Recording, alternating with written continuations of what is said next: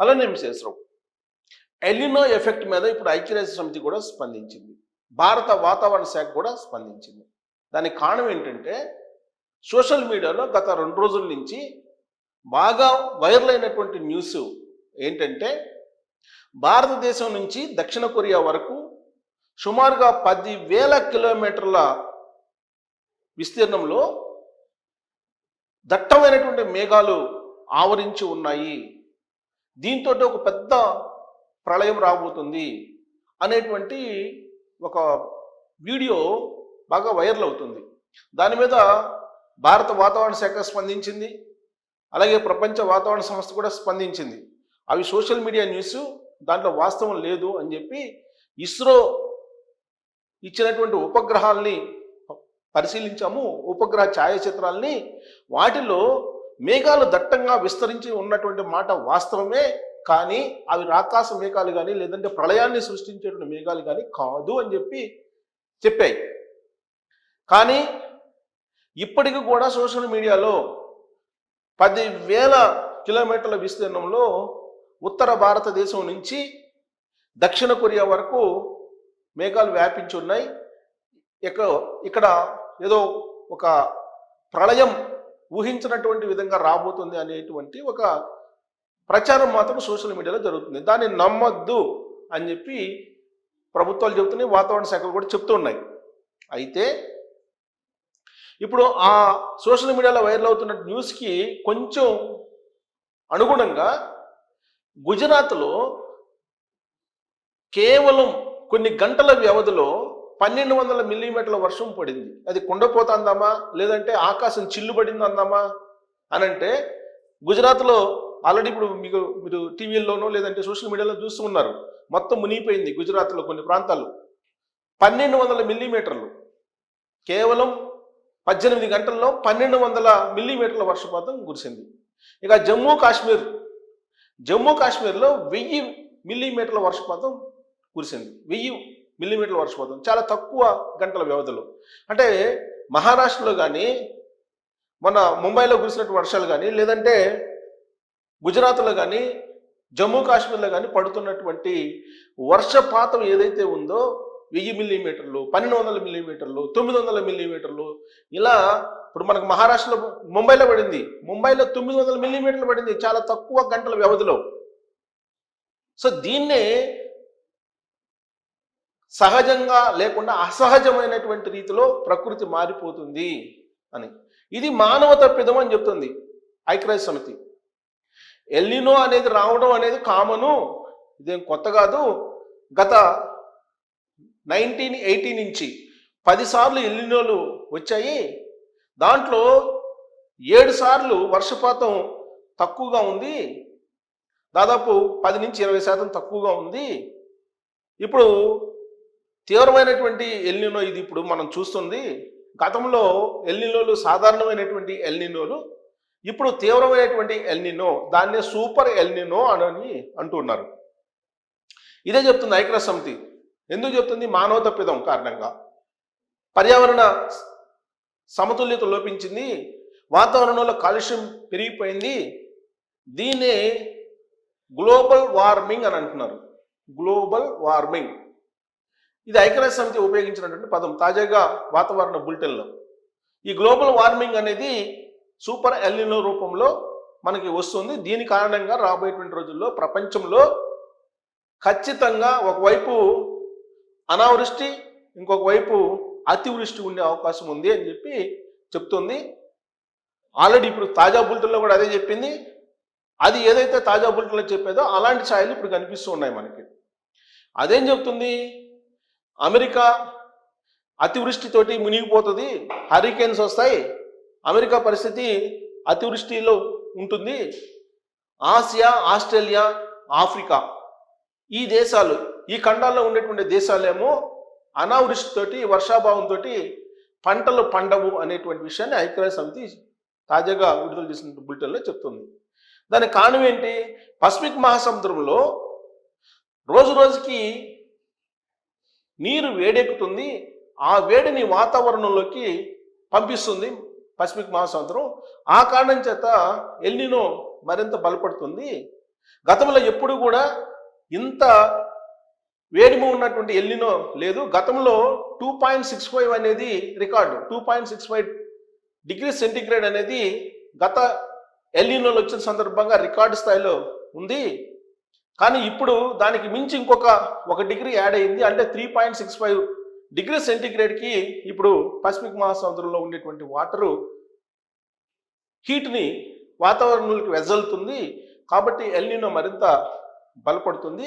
ఈ ఎల్నినో కారణంగా అతివృష్టి అనావృష్టి ఉంటుంది అని చెప్పి ఐక్యరాజ్య సమితి చెబుతుంది, భారత వాతావరణ శాఖ చెప్తుంది, అలాగే ఇస్రోలో ఉండేటువంటి వాతావరణ విభాగం కూడా చెప్తుంది. మరి ప్రతిరోజు అటు కేంద్ర ప్రభుత్వం నుంచి రాష్ట్ర ప్రభుత్వాలు ప్రజలకి దీని గురించి చెప్తూనే ఉన్నారు. అంటే దానికి కారణం ఏంటి? దీని యొక్క ప్రభావం తీవ్రంగా ఉండబోతుంది, ముందస్తు జాగ్రత్తలు తీసుకుంటే దీని నుంచి బయటపడటానికి అవకాశం ఉంది. ఆ కారణం చేత ఎప్పటికప్పుడు సమాచారాన్ని ప్రభుత్వాలు చెప్తున్నాయి, మీడియా ద్వారా ప్రజలకు తెలియజేసే ప్రయత్నం మాలాంటి వాళ్ళు కూడా చెప్తూ ఉన్నారు. దీన్ని ఆసరాగా తీసుకొని కొంతమంది నిత్యావసర వస్తువులు అమాంతం పెంచేయటం ఇవన్నీ జరుగుతున్నాయి. నిత్యావసర వస్తువులు ధరలకు పెంచాల్సిన అవసరం లేదు, అంత కొరత లేదు.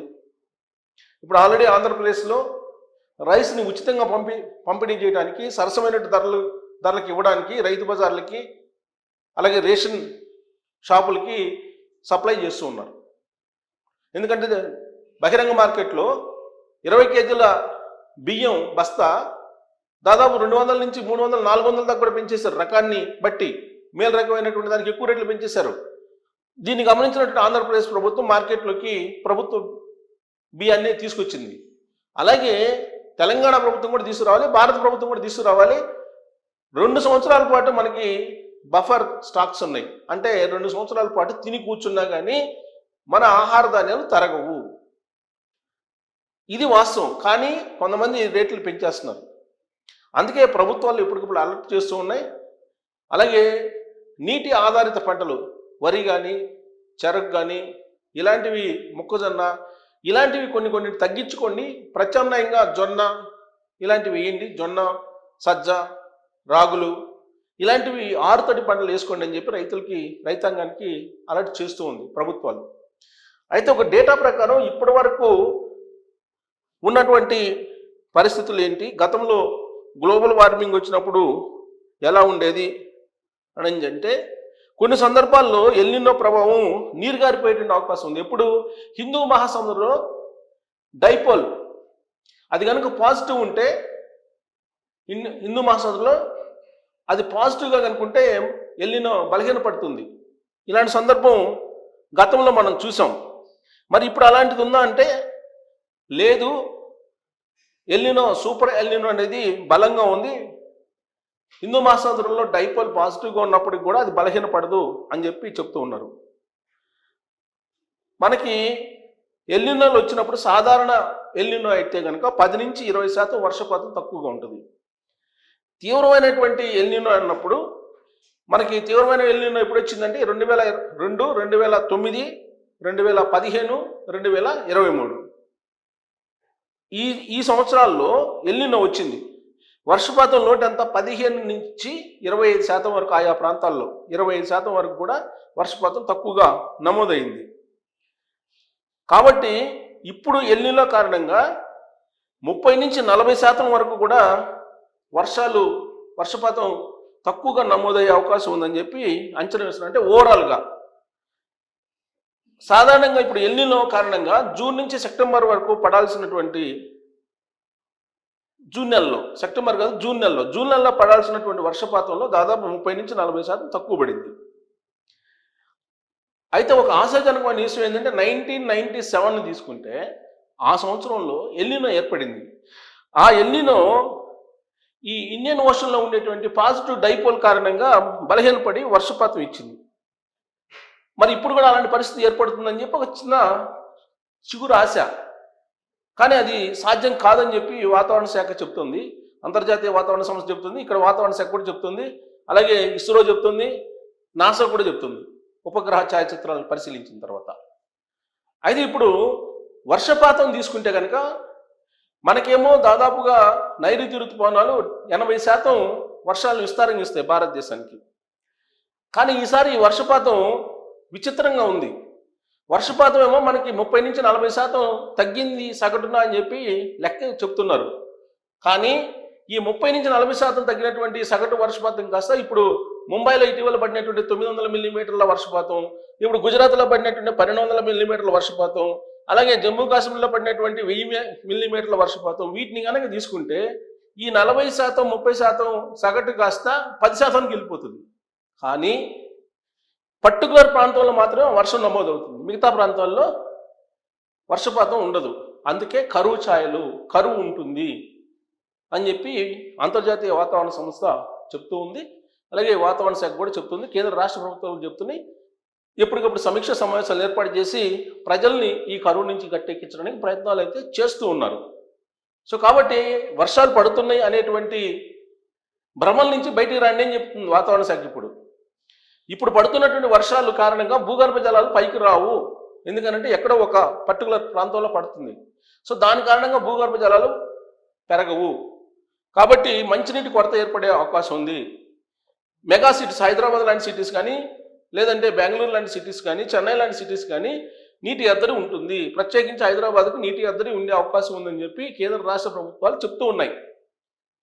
దానికి ఏర్పాట్లు కూడా చేస్తూ ఉన్నారు. సో కాబట్టి రాబోయేటువంటి రోజుల్లో ముంబైలో పడింది వర్షం, అలాగే గుజరాత్లో పడింది, జమ్మూ కాశ్మీర్లో పడింది. కాబట్టి వర్షపాతం సగటున వర్షపాతం ఓవరాల్గా ఇండియన్ యూనిట్గా తీసుకొని చూస్తేనేమో అది 15% ఉంటుంది, ఆ వర్షపాతాన్ని కూడా లెక్కేసుకుంటే.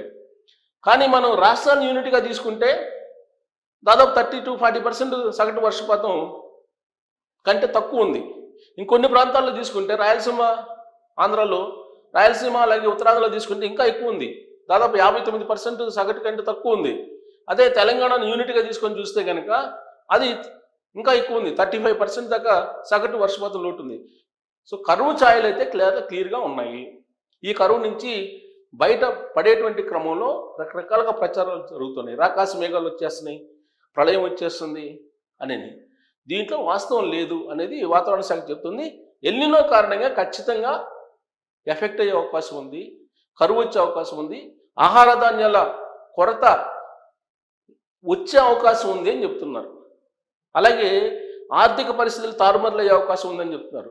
పర్యావరణంలో అసమతుల్యత ఏర్పడి వ్యాధులు కూడా వ్యాపించే అవకాశం ఉందని చెప్పి వాతావరణ శాఖ చెప్తుంది.